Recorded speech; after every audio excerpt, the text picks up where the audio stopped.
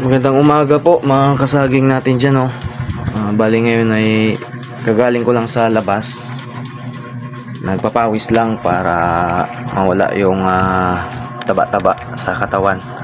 Ayan, na-miss ko lang yung ganitong content mga kasaging. Ayan.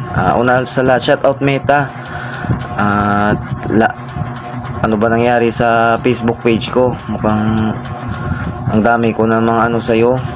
Masipag naman ako mag-upload eh. Pero tuloy ko lang to Meta, hindi kita susukuan. Mukhang minsan nakakawala na ng gana eh, di ba? Ayan, pero ngayon yung content natin ngayon, i-shoutout ko muna si Kuya Omad, si Kuya Alexis Kabakal Tolentino, ayan, Captain Barbell. Ayan, shoutout po. Saka kay sino yan? Saka kay Jormel Labrador, si Haring Bangis. Ayan, ayos yung mga niya palabas sa TikTok. Ayan, kaya ngayon kumontent ulit ako. Kuya Umad, shout out ulit. Yung almusal natin ng mga kasaging ay isang pritong itlog po na may sibuyas at may mang tumas po. Ayan, at sa dating gawi, isang kutsarang kanin lang to. Ayan.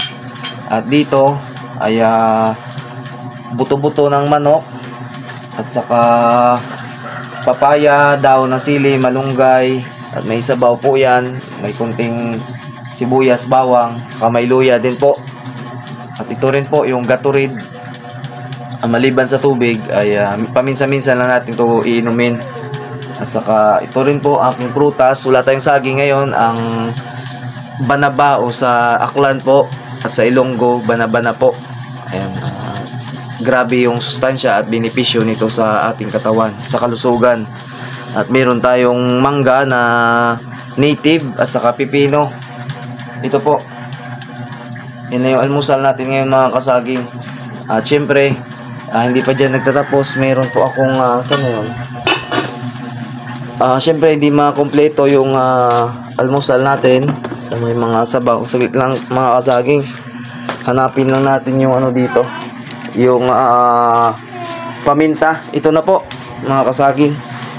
Bali, ito yung ihalo natin sa sinabawang manok natin. Ayan. Isa ito sa mga sikreto ko kung bakit hindi tayo dadapuan ng sakit. Ayan. Tamang dami lang po yung pamintang pino. Ito po. Yan lang yung vlog natin ngayon mga kasaging, at isang mapagpalang araw ng Biyernes po. Ingat-ingat po tayo. Sana ay na-motivate kayo.